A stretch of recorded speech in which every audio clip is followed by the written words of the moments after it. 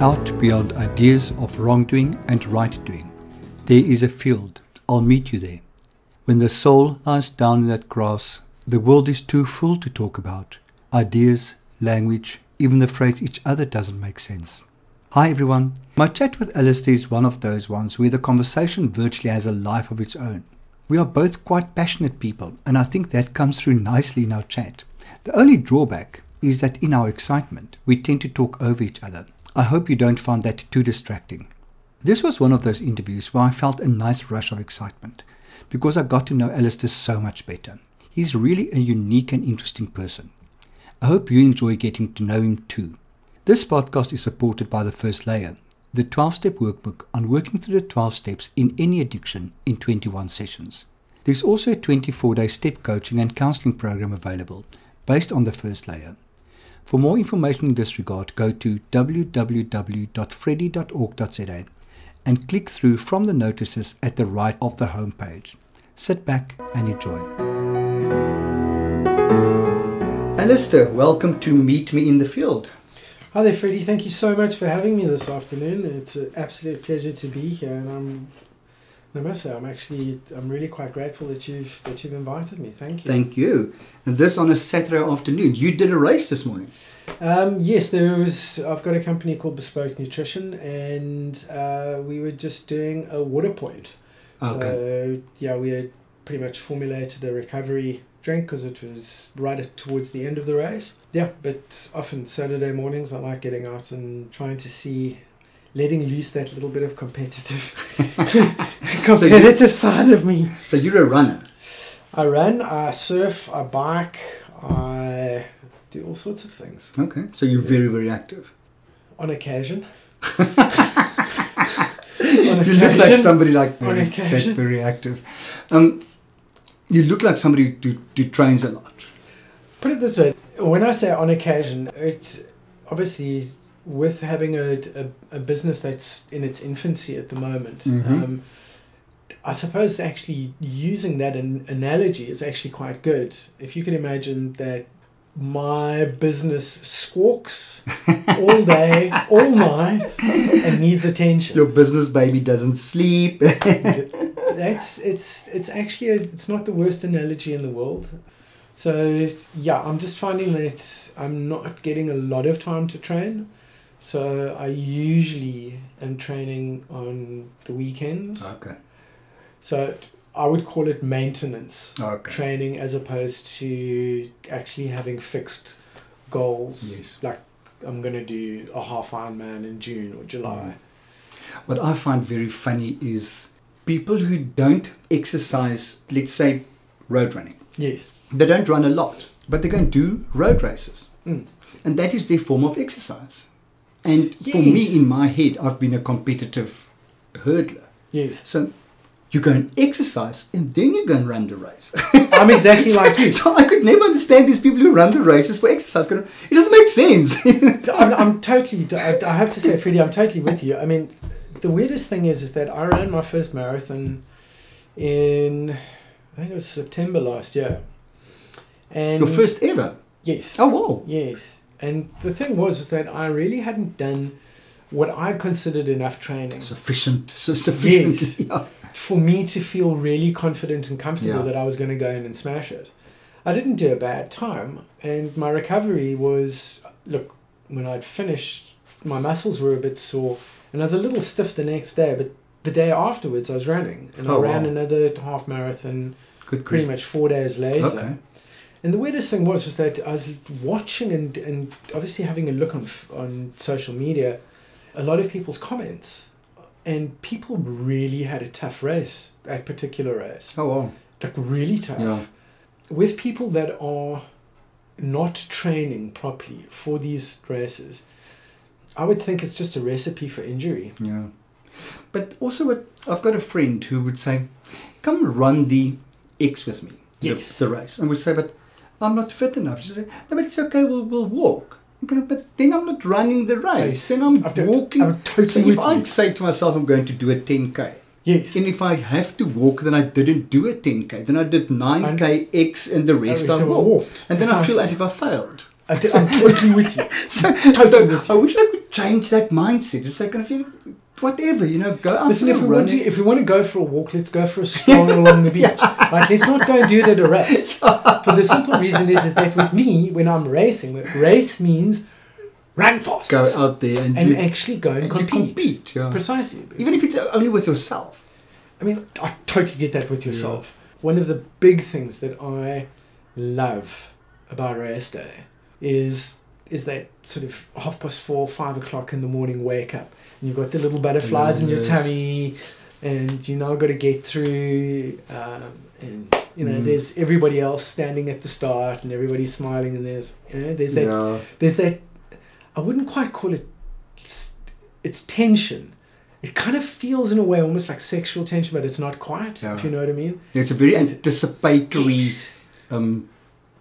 energy. Yes, I love it as well, and I love the camaraderie during a race. That's absolutely so lovely. I only did 2 half marathons, but as I said earlier, I used to be a hurdler in my young days, and that I hated. The tension was too much. Yes. I could not deal with anxiety about it. I mean, at South African championships and stuff like that, I would throw up between the heats and the finals from absolute tension. I looked like shit. It was just... and the problem was that I added too much value to my performance. Right. I didn't do it because I enjoyed it. Yeah. I did it because it was expected. Okay. My performance in this race defines me, and that was nonsense. Got it. I wish I had the knowledge I had now. Then but I would do so different. But it's funny. Yeah, I mentioned to you the other day that I'd been involved with life coaching for ages, and my life coach is one of her biggest things that she wants to really launch, and at some particular point I'd like to get behind it financially and make this happen. Is actually having life coaching for kids from the age of probably 9 through to 18. Yeah. And actually show people how to deal with these life issues. Because if we have a look at pretty much, and I know it's a bit of a generalization because we've got some people that we know that started doing things a little later on in life, but by and large, a lot of the things that need to be unpacked in things are usually from that sort of 7, 8, 9 through to the sort of 16 age group. And the weirdest thing is that if I knew back then these particular types of skills on how to actually deal with things, instead of me going off and going and doing A, B, and C, I would have had the tools to actually handle things and actually, right? And I look back and I think to myself, goodness, how much more of a almost a productive life, if you could call it that, I possibly could have led if I'd actually had those tools. Yeah. And quite honestly, I think that should be mandatory in every single schooling system. Yeah. It's like the school didn't prep me for life. No, it didn't. Frankly, I think it was a 12-year waste of time and just making me very anxious about being inferior. That's what I left with. This is and I'm so glad that we're talking about this. I mean, what I said the other evening, which was so different between, let's call it an institution like Western Province Prep and a government school. A government school turns around and goes, we are going to take you, which is a nice rounded human form, and we're going to hammer you into a little box because that's what we've decided this is. Yes. Instead of turning around and going, right, we recognize that you are who you are. How do we stimulate this particular individual into growing into the biggest, bestest, and strongest type of person that you possibly can have? And it's chalk and cheese. Yeah. One is empowering, and the other literally sits with inferiority complexes. I'm sorry. Because you don't fit in that hole. But how many people actually do? No, hardly ever. Well, the weirdest thing is that, I mean, I went to a very, very beautiful high school also a government school, but they really went out of their way to try and allow for this sort of individuality, if you could call it that. But there was still that regime, if you rigidity. Yes. And the weirdest thing is that what often happens is that you look around at your peers and you go, oh, you know what? He just seems to totally have it together. Wow, he's in the first team rugby, and he's this, and he's academic. And I was having a conversation with a friend of mine the other day. Seriously. And the thing is that this particular institution churns out a particular stamp of boy. Yep. They are very easily discernible. And he was saying to me that he is living the white picket fence. And that's what he's always wanted to do. But when you actually listen to him, there was never the picture that you've got of what that person really was going through or how they had actually fitted in is actually totally false. Because that particular person also has their own fears, their own insecurities, their own things. And I'm just, at the end of the day, I think if you can show people some pretty small little life hacks, I mean, goodness, if you're going in for social studies, or if you're going in for any number of some of these other classes, right? Go and spend an hour a week learning how to actually live a productive life. Absolutely. Why not? I'm so with you on that one. Yeah. You sound as if you've thought about this life thing quite a lot. So, massively. Yeah. What do you believe in? What is it that keeps Alaister going? Yeah, Freddie, it's a funny sort of.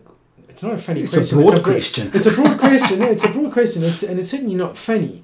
So I suppose the easiest way for me to kind of sort of explain where I'm at and how I got there was to actually just sort of take you through the sort of process. Take me to the journey. This is what this is all about. Okay, cool. I was born into a pretty staunch Seventh-day Adventist family, but I was always taught and encouraged to question. And my biggest mantra or thing in life is question everything and then re-question it again. That's weird. That's not garden variety. How old are you now, if I may ask? I'm 43. 43. Yeah, that's not really our age, right? No. So you're far more enlightened in that respect than most of your peers, I reckon. Absolutely. Yeah. Oh no, absolutely. Well, good for you. So the weird thing is that I come from a long line of English conservatives, but challenge everything. Okay. Until you are 100% satisfied with what it is. Okay. And don't let anybody tell you anything different. Okay? So God, we couldn't have grown up differently.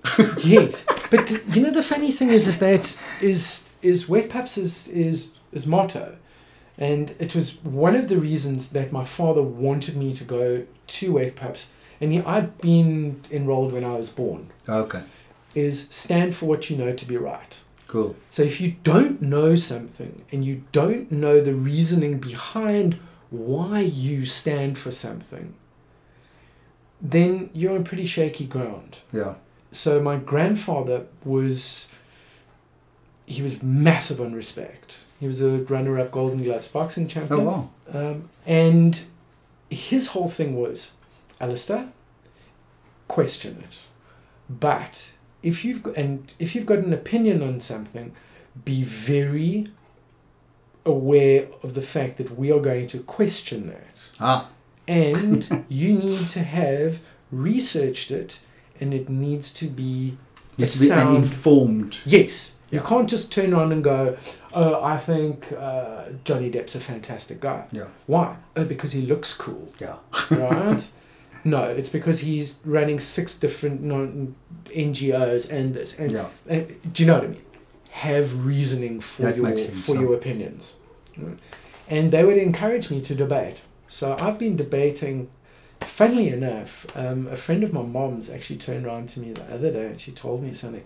Apparently I was 2 or 3 and I used to stand on these old fruit boxes. You know those fruit crates? Yeah. And I used to deliver speeches.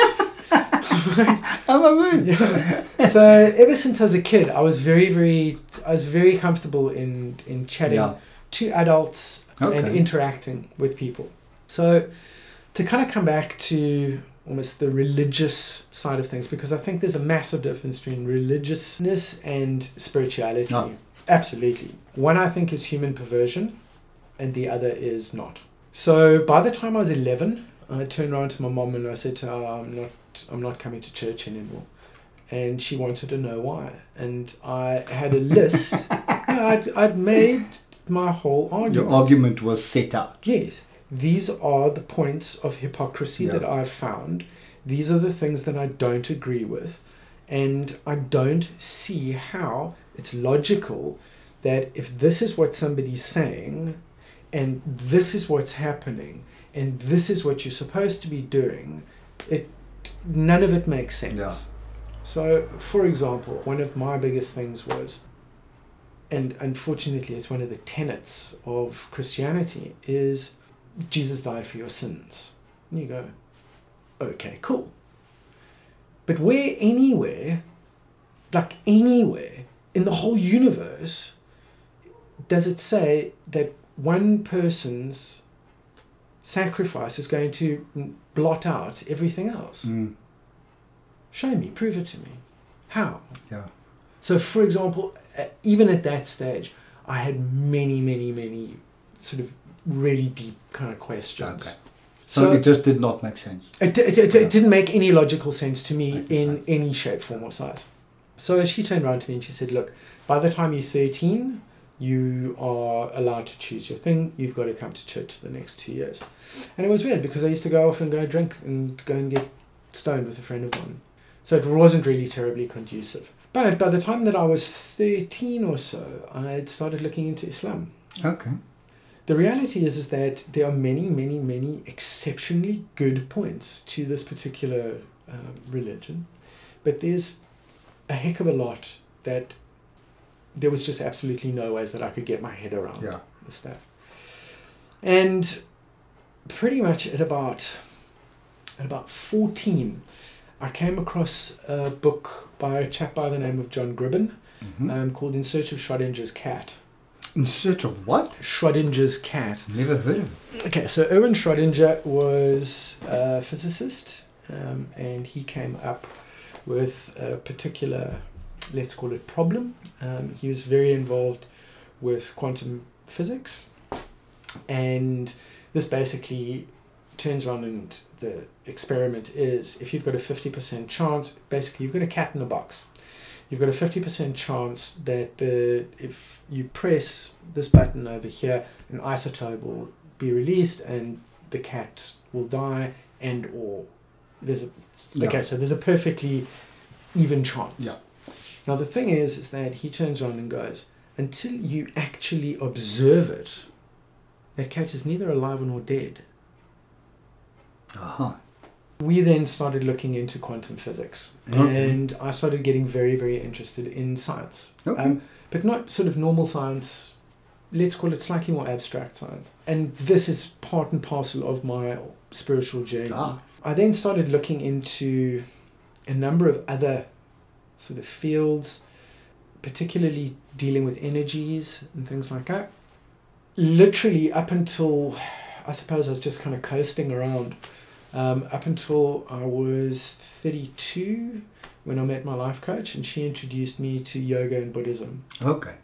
And I'd done a fair bit of looking at Buddhism previously, but I hadn't really looked at it with an open mind, if you could call it that. Yeah. And so I started spending quite a bit of time. And the thing is, for me, Buddhism makes perfect logical sense. They can break everything down, and so for me it ticks all my particular boxes. Cool. And then I kind of, a couple of years ago, I started interacting in our communities, if you could call it that. So in our fellowships. And how long ago was that? Goodness, that must be about 2.5 years ago now. Okay. Yeah. That's short. Yeah. I'm a newbie, really. It feels much longer than that. No. Oh, wow, okay. Yeah, about 2.5 years ago. And the whole thing was looking at this whole higher power story. And when I first came in, when I saw all of the GOD stuff, yeah, but luckily somebody turned around to me very, very quickly. Not mentioning any names, but I turned around and said, "Listen, it's good orderly direction." Yeah. I had that chat as well. Thank God for that. Yes, right. And then somebody else turned around, probably I think it was like a week later, and said, "I've taken my higher power as these two magpies that sit on a telephone wall outside or in the tree outside his house, and they talk to each other." Sweet. And I went suddenly, okay, cool. Right now, and I slowly started to cotton on to a thing. So for me, when I first came in, I needed a model. I needed to understand how this whole thing worked. Kind of scientifically make sense of this. Yes, I needed to. Otherwise, there was no ways that I was going to invest my time and energy into it. That must have been difficult. Not really. Not? No, not at all. Because I had so much knowledge and but all sorts of bits and pieces. Yeah. So literally, what I did was I just cobbled everything together that kind of made sense. Yeah. So, for example, this is how I kind of see it: is you have everything is energy. So you've got lower forms of energy and higher forms of energy. Yeah. And the reality is that we can only perceive a very, very, very small percentage of the spectrum. Okay. For example. As humans. As humans. Okay, cool. Yes. It's amazing how behind we are in terms of the animal kingdom with so many things. we think we're so special. We do, but this is where things start becoming quite interesting. When you start having a look at the new physics that is coming out, string theory pretty much kind of bombed towards the middle of the 90s. And in essence, what guys are looking to do is they're looking to get a general sort of united theory of everything. They're trying to marry relativity and the quantum, because the two don't quite work with each other. So there's a particular chap by the name of Jack Safati, and he's come up with some really beautiful maths. It's phenomenal stuff, but it's so simple. Has somebody ever told you you're weird? Yes, a lot. And do you know what the funny thing is that I've known it all my life, and we used to have like T-shirts. We used to have our own little T-shirt company. So, for example, way back in the day, we would have like DEA. We used to have these cool DEA jackets, but it really used to look like DEA jackets. Instead of like Drug Enforcement Agency, Drug Experiment Agent. That's me, baby. Right? And we used to have T-shirts that used to say addict on it. Oh my word. No, really. I was never terribly shy about my issues. At school, were you the rebel, or were you the compliant type who did well academically and did well in sport? Or how did you fit in as a teenager in the mold where the government school tried to bash you into? Okay, so the weirdest thing is that I was all of it. Teachers must have hated you. Teachers hated me and teachers because you're loved me. questioning everything, so you're kind of a rebel. Oh, yeah. Yet you're doing well and you're doing what must be done, so they don't have a reason to hate you. I wasn't doing what was needed to be done. So the thing was, because you didn't need to do it. You were okay without it. Yeah, no, seriously, academics wasn't an issue. Remember way back in the day, we always used to turn around and go, just write your name on the paper and hand it in. Yeah. I did that for maths and matric. I got between 0 and 19 marks for both exams combined. I handed it in. I was that much of a you kind of oak. So how the hell did you pass matric? Oh, because I did well in everything else. You can see what type of person I was, a compliant one. The shock on my face.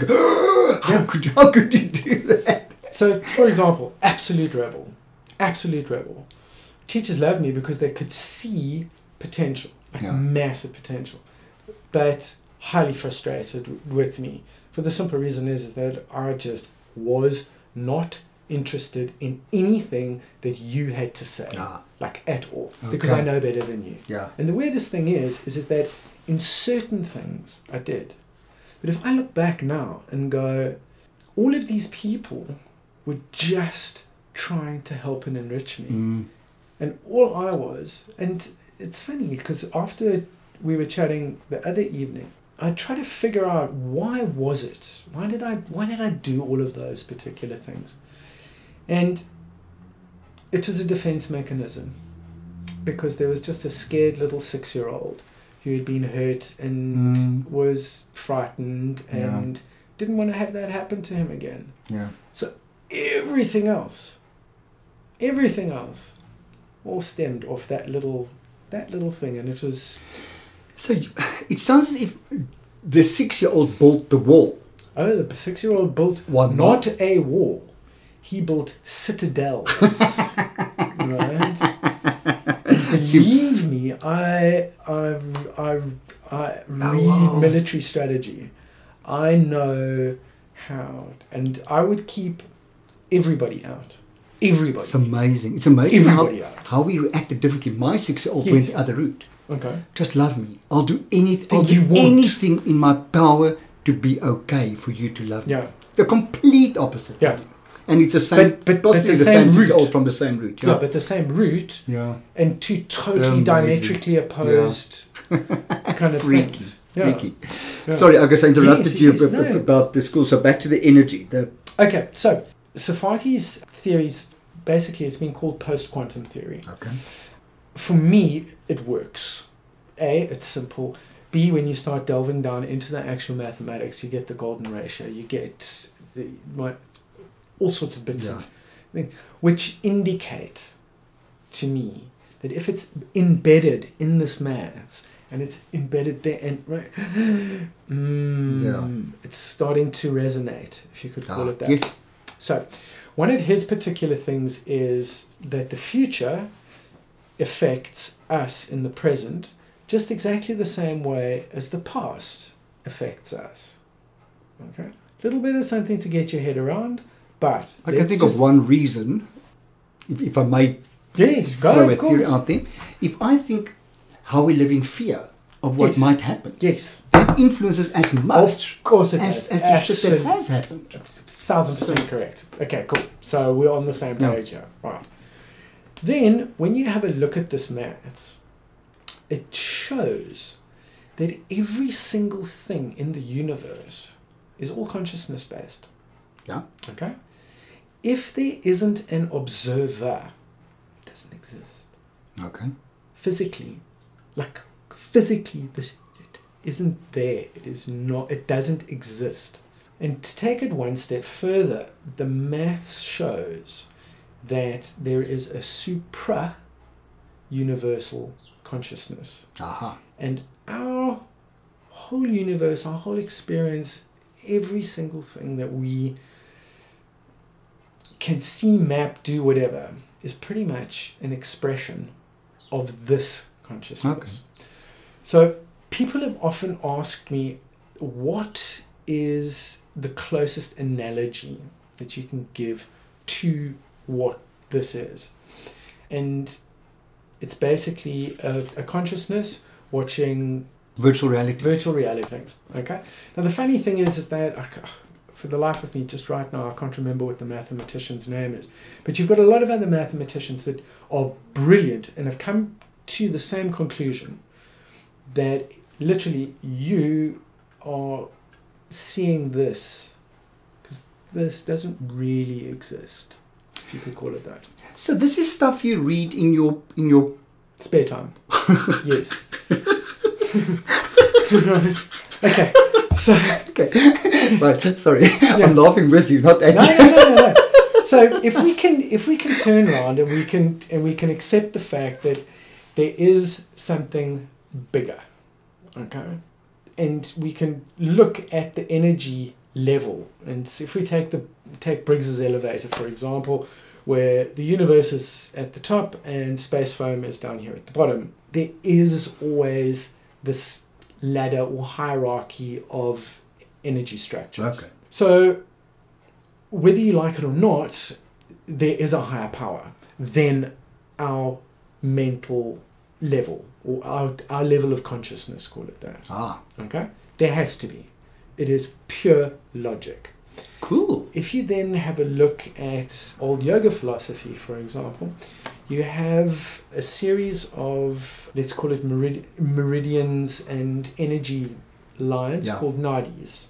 And your chakras are pretty much the grossest forms of these. And they're, let's call it almost like a neural network where all of these things sort of co-join and into spots. But if you have a look at the diagrams and you actually start looking into the thing, they turn around and say that there's about 75,000 of these at different subtler energy levels. So for me, I started to have a look at how things were starting to sync, right, with different situations and how things were starting to come right when I first came into recovery. And I wanted to understand why this was.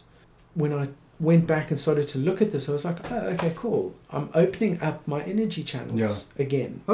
I'm not closed in all the time. As we do in addiction. Precisely. So then one of the other things is made a decision, which was very, very powerful for me. And I turned around and said, how can a thought, which in essence a decision is, how can a thought have this kind of impact? Because this is getting quite gross. It's getting very close to the physical, for example. Let's just be quite clear on sort of physicality. So when you have a look at superstring theory, basically what they're saying is that you've got these two strings that vibrate, and that little energy field in the middle is picked up by a Geiger counter as a particle. Those particles then, and suddenly now you have an atom. And, But the reality is that it's just a bunch of or it's just a small energy field with certain properties. Let's call it that. So if we have a look at how a decision can actually affect something in this particular realm of physicality. You take an experiment that they did at the University of Utrecht a little while ago, where what they did was they set up a particle accelerator and a photon gun in a lead-lined room. Basically, it was an old communications bunker from the Cold War. So totally lead-lined. Nothing can get in, nothing can get out. And then 500 miles away, they had the test subject also in a lead-lined room. And what they basically turned on and said is that when you shoot a photon, so you've got your gun here and you're pointing it directly there, you have a set of probabilities that the photon is going to hit there. But it's not 100%, because sometimes the photon will go straight out the gun, turn right round and shoot backwards. It happens. What they wanted to do in this particular experiment was to test whether somebody's mind could affect this particular experiment. So the outcome of it. Precisely. Okay. So 500 miles away, two lead-lined rooms. And they write down the thing of, let's call it left, right, whatever it is. And they do it. They look at the results and it's exact. It's 100%. Now the thing is that a photon is mappable. It's quantifiable. It is a piece of reality, if you can call it that. In somebody's mind, 500 miles away, over 1,000 clicks away, so literally let's call it like here to Bloemfontein or whatever it is, can absolutely affect what that thing is going to do. Okay? So then now you start thinking about, okay, hang on a second. If you look at Chinese medicine, often what they'll do with acupuncture, or this or that, or whatever it is that they will release energy or whatever it is, they'll balance it through those meridians. So if we have a look at it, and we take that a step further to the yogic philosophy with all of these nadis, you've got blockages, you've got things, you've got all over the place. But when you make a decision to open yourself to this supra-universal energy source and consciousness and allow that to flow through you, suddenly now you're opening up all of those little gates, all the way through all of those energy levels. And suddenly that starts to flow. Yeah. That made perfect sense to me. Yeah. And I suddenly went, oh, okay, cool. Now I can understand. I can make that decision. Yeah, I can make that decision now because I can understand, because I was getting quite freaked out because I was doing some, I was putting some pretty big, what I considered pretty big hurdles in front of the higher powers, turning around and going, hey dude, you need to do this. Yeah. And when I started to try and look at the stats on how these unrelated events happened consequentially, but all came together to make this over here, you turn around and you go, the stat on that actually happening is so big that you actually have to turn around and go, okay, fine, got it, thank you, got it. Right? And once I had kind of, so for me, I mean, that's my little model of how I work things. Awesome. And that's how I could put a framework together and turn around and go, oh, okay, cool, this is very real. This actually does work. That's amazing. Yeah. I had that type of thought, if you can call it that way, when I was first year varsity, but I didn't understand it at that stage. Or second year varsity. In psychology, we did developmental psychology. Mm-hmm. So you start with even before conception takes place. Mm-hmm. There's even a theory that says your personality can be influenced by the motivation your parents had for getting together. I would think that makes... Yeah, at that stage, right? Yes. That was 30 years ago. Okay. It was, yes, exactly 30 years ago. No more, 32 years ago. Yeah. It freaked me out. It was just not a possibility because I was closed-minded. Sure. But to look at the development of a fetus into a baby, and that X percentage of the babies that are born are normal physically. The possibility of that happening is so infinitesimal. Every single one of those is an absolute miracle because it's stuff that can go wrong. All over the place. It's just kind of all over the place. No, it's really amazing. Look, when I think of those kind of things, I mean that really sort of blows my socks off. You know, I suppose when I look at all of this, and I turn around and go, okay, cool. And I think I was about 14. No, I think I was 13, 14 when I started really having a look at this particular question. Like, why am I here? What is the point?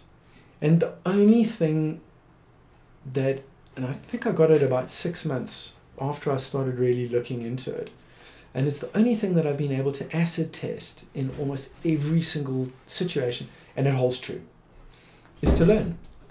That is the only reason that I can give myself for being alive. Okay. Is to learn. Yeah. So the reality is that you asked me a little earlier, my particular thing is that every single thing that has happened to me, I mean, I got involved with a whole bunch of things totally randomly. Right? So when I look back, I turn around and go, there was a reason for that. There's an absolute reason for that. There was a reason that I stuffed up. There was a reason that all of this happened. Because, quite frankly, it has brought me to a place where I'm open again. Yeah. I'm not the smartest guy in the room. I'm not... And that I'm really, really appreciating at this moment in time. Is that I love to learn. I mean, that's what it's all about. In the pursuit of knowledge and the pursuit of experience of knowledge. So whether it was way back in the day, trying to push the envelope on everything that we used to do, it's exactly the same, except that this is positive as opposed to negative, but it was still going out and trying to get those experiences, because at the end of the day, I want to be the best person I can possibly be. And that's my motivation for a lot of what I do. Cool. Previously, my persona that I called it was Alley Cat. And the person that I'm hopefully growing into is Elder Great. Right? Which is a very different kind of individual, if you could call it that. Fantastic. Yeah. So, what do you do to practice your spirituality? You mentioned meditation earlier, you mentioned yoga. Do you see exercise as part of that?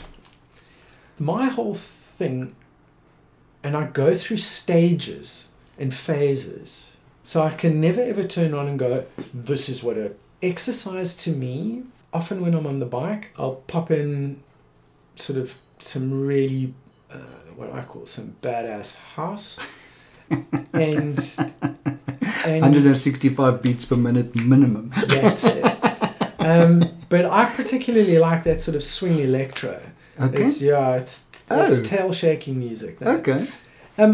But on the bike, once I've got this kind of going in the background, and let's call it white noise going on, I find that very meditative. Yes. For the last while, I'm having a real problem when I wake up in the mornings, doing my meditation and stuff.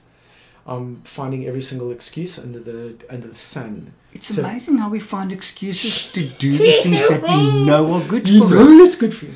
Yeah. So, for example, I love doing yoga. I love it, right? But over this last little period, man, I need my cup of coffee first because I'm fast asleep and I really don't feel like doing. It's a little chilly this morning. I think I should go and have a shower. Yeah, and you think to yourself, hang on a second, come on, boy, just get with the program. Yeah. But so on that side of things, I'm having a bit of a tussle at the moment. So a bit of a give and take. Yeah, definitely. Sometimes you're really into it, and then sometimes I'm not. Also, the other thing is that I think one of the biggest problems that a lot of people have is perfectionism. Yep. And beating yourself up. Yep. And both of those, I find, are incredibly negative. So even though I'm aware that there is this thing and I really should be doing it, I don't push it too hard. Okay, cool. So you're okay with it? Yeah, I'm cool. That's you know fantastic, what I mean, right? The weirdest thing that, well, not the weirdest thing, but what I'm finding for me that is really working over the last little bit is to try and be as empathetic as possible. So, for example, if I'm in the traffic in the morning and a taxi pulls in front of me, instead of turning around and going, whatever. You fucking asshole. Okay, let's call a spade, right? Right? This is my podcast. I can say it if I want. Fair enough. What I do is, what kind of happened to me a little while ago is I started to look into why do these guys do it? Ask the questions. Yeah. Ask the question. And I said, man, hang on a second. In the morning, this guy has an hour to an hour and maybe 15 or 20 minutes in which he's got to make 2 trips. Yeah. If he doesn't make 2 trips, his kids don't eat that night. Yeah. Okay? That's the reality. Now, suddenly when you look at something like that, you suddenly go, hang on a second, okay, bro, I'll actually let you in. Exactly. Go. Yeah. Suddenly, I'm helping you in this. Go. Yeah. Yes, and it costs you nothing. Right? I've let go of, the fact that I've actually got to get something. Yes. I'm on my way to work as well. Precisely. There's L's important, Right? I had a situation like that on Friday night. Jaco and I had our siblings for dinner. Yes. And I was still busy cooking, and he laid the table. And he took the white cotton napkins out, and he looked at it and said, "These are so badly ironed. Look at them. The labels are ironed not to be inside, it's on the outside." And he went half ballistic. Yes. And I kind of, do you realize that the person who ironed those things sits on crates in a house, or if you can call that a house? What does she know about material serviettes? Yes. Nothing. Yes. She just did it. You know what? I'm very happy with what she's done. It's okay. Yeah. So it's that bit of empathy, that bit of understanding of seeing where it comes from. Yeah. what are my sort of spiritual practices these days? The other thing that I'm really finding that works for me is that whole attitude of gratitude type thing, right? Is that as soon as you are grateful for something, or you can look at something just slightly differently and turn around and go, hang on a second, I'm actually grateful that I've eaten this morning. Yeah. I'm in a motor car, which is paid for, okay? And I'm going to go somewhere where I've the opportunity of earning money, which is going to do A, B, and C for me. Instead of turning on and going, oh, there's traffic, I've got to get a... I need to get... Yes, exactly. So it's tiny little things like that. But on the other side of the coin is spending time in the water, so on the surfing side of things, and not taking it too seriously. Because often the guys are competitive in the water as well. And if I don't do a big move and a this and a that, is it the end of the world? Or is my actual goal to go and enjoy myself? A friend of mine says that his higher power, his biggest connection with his higher power, is when he's sitting on a surfboard at the back of the waves. Absolutely. In that moment, he says that's when he feels so connected. Absolutely. There's nothing like it. No, I totally agree with you. He goes virtually, I won't say bonkers, but he gets very off balance if he hasn't been in the water for a few days. It's just really weird for him. Things are just, I need to get in the water. Yeah, I'm amazing. Kind of, I think water is an amazing, what can we call it? Medium or... Yeah, the calmness it brings. I've got a little fountain at the back of the house. Not a fountain. Just running water. Yeah. There's little bamboo. And with the water restrictions, I obviously can't use it. Yeah. And I looked at it and I'm thinking, I can't wait to just switch this thing on again. I love to just have that sound. Yes. You will see there's a little bird feeder outside my window. Oh yes, yeah. And talk about gratitude. That the birds are actually coming to eat here. Yes. Of course, this is my counselling room. Yes. I think it's lovely to have a bird arriving. Oh yes. And you look out, what is that? And the other day, yesterday morning, I pushed it into deep. And I need to realign it because now too low, you can't see what bird is eating the bird feeder. So I need to lift it up. But I get the gratitude thing. Even in the mornings when I walk my cat, to listen to the birds. Please tell me you just said I walk my cat. I walk my cat. Okay, cool. No, I'm okay. the one you met outside. Yes. But this was amazing. This was really, really lovely. Cool. It was you. You gave me so much to think about. Fantastic. I'm definitely not going to research what you said, but what I get from this chat, what I'll never forget, is you can take science and make a higher power. Of course, but it's there. But so many scientists don't see it. Look, the reality is that scientists are still just humans, okay? And most people don't like to be challenged. Yeah. They like their comfort zones. Whereas I've always wanted to challenge things, and I've always been encouraged to challenge. So the core principle of question is that has stood you in. It took you to some very, very fucked up places. but it's brought you full circle up to an amazing place in your life again. Absolutely. Because that's something you said the other night as well, is that right here, right now, you are possibly you feel as if you're in the best place you've ever been in your life. Absolutely. There's no questions about that. There's no question about that. We're not talking about like tiny percentage differences here. We are talking about massive. Yeah. Chalk and cheese.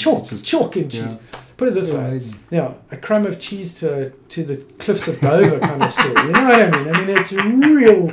I mean, it's fundamentally That's different. amazing. Yes? That is such a nice way to end this. But thank you so much. This was fascinating. I loved it.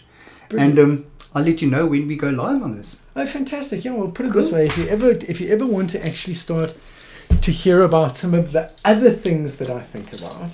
Ooh. This pretty much what we hit this evening. we have scratched, not even scratched the surface. No, this is very surface level. I think I'm afraid to go there. Wow. No, not as in afraid, as in fear, as in what way am I going to be challenged? that type of fear. Put it this way, what I always like looking at is how the coaching and how mental perceptions play the biggest and most important parts of your life, and how to actually practically go about changing it, because it's so. What people need to realize is that they are responsible for every single decision that they make in their life, and they can change that, how you've perceived something, instantaneously. And I think that particular process is one of the most empowering processes. Yeah. Totally Excellent. Agree. Thank you very much. Thank you, Freddie. Have a lovely, lovely evening, mate. I'm going to do that thing. This was really quite a rush for me. I found Alaister very easy to talk to and enjoyed diving into his multi-layered life and getting to know him a bit better. I wish him all of the best on his exciting new business venture. If you want to know more about what I do, please feel free to connect with me on my website, which is www.freddy.org.za, or find me on Facebook at www.facebook.com/freddy.org.za, or on Twitter at @RensburgFreddy. Remember that Freddy is always spelled with an IE at the end. I want to thank you for listening. Be safe. Bye.